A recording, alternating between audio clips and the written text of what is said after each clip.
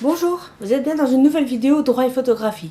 Je vous en avais parlé dans un précédent épisode et apparemment l'idée semblait plaire, donc je vous propose aujourd'hui un premier QCM sur une question de droit de la photo. A tout de suite.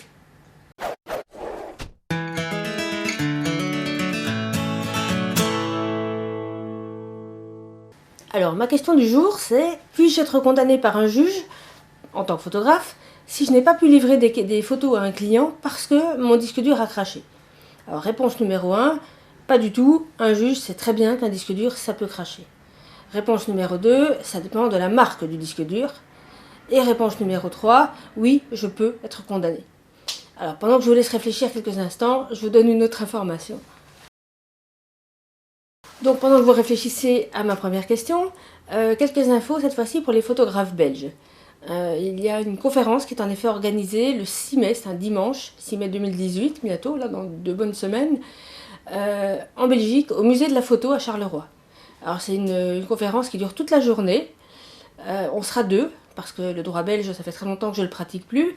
Donc je serai avec un ami et confrère qui s'appelle maître Jean-Christophe Lardinois.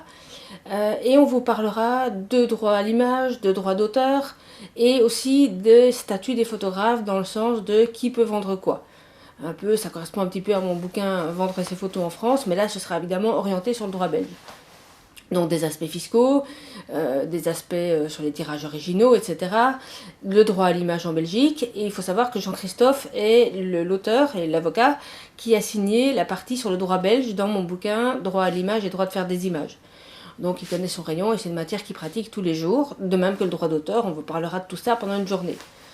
Alors ça se passe donc au musée de la photo à Charleroi. Il y a une inscription à faire obligatoirement parce que l'amphi n'a que 70 places. Traduction en belge, l'auditoire n'a que 70 places. Donc je vous mets sous cette vidéo les liens vers le mail de l'organisateur auprès de qui il faut absolument s'inscrire. Il y a une petite participation aux frais, parce qu'il y a des frais, parce que simplement il faut que je prenne l'avion.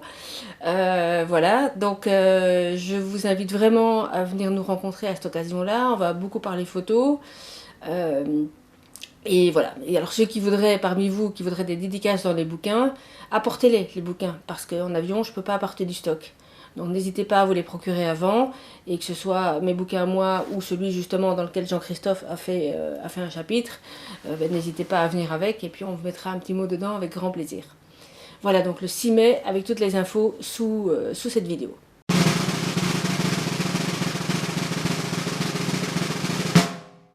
Alors la réponse à la question c'était oui, je peux être condamné. Parce que si le juge sait très bien qu'un disque dur ça peut cracher, et c'est qui était la suggestion numéro 1, le juge sait aussi que vous êtes photographe professionnel par hypothèse, puisque vous avez répondu à une commande, et un photographe professionnel, ça sait aussi qu'un disque dur peut cracher. Donc c'est à vous, professionnel, de prendre toutes les mesures utiles pour éviter ce genre de crash. Alors ça ne veut pas dire qu'il y aura forcément une condamnation.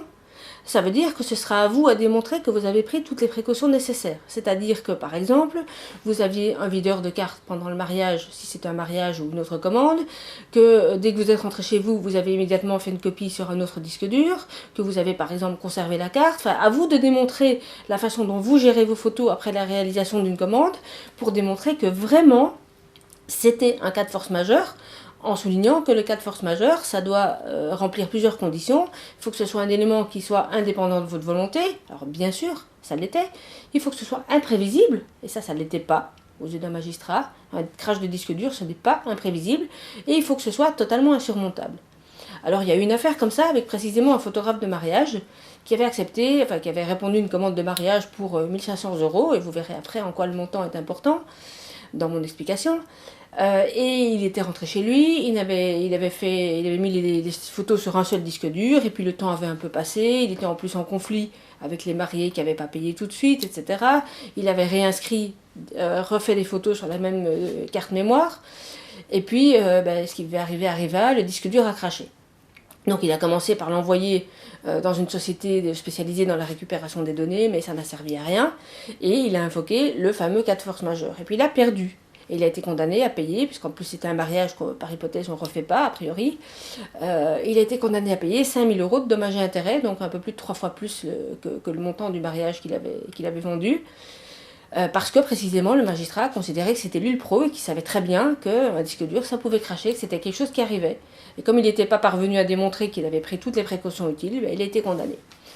Donc à vous d'être vigilant et à vous de pouvoir démontrer exactement ce que vous faites pour conserver vos données et pour que ça n'arrive pas, ou en tout cas que ça n'ait pas des conséquences importantes.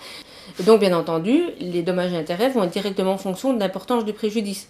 C'est-à-dire que si c'est un shooting que vous pouvez refaire et que ça n'a pas trop de conséquences, eh bien, vous proposez vous-même de le refaire et puis vous faites un geste commercial en plus. Et ça m'est arrivé d'ailleurs avec un crash de carte mémoire cette fois-ci, pour un chanteur pour qui je devais faire des photos pour son album. Et heureusement, il était tout prêt, on n'était pas à la bourre, on a pu refaire le shooting. Mais ça arrive, c'est comme ça arrive. Et quand il n'y a pas de moyen de trouver une solution de rechange, eh bien, il y a éventuellement une condamnation si on n'a pas pris les précautions qui s'imposaient.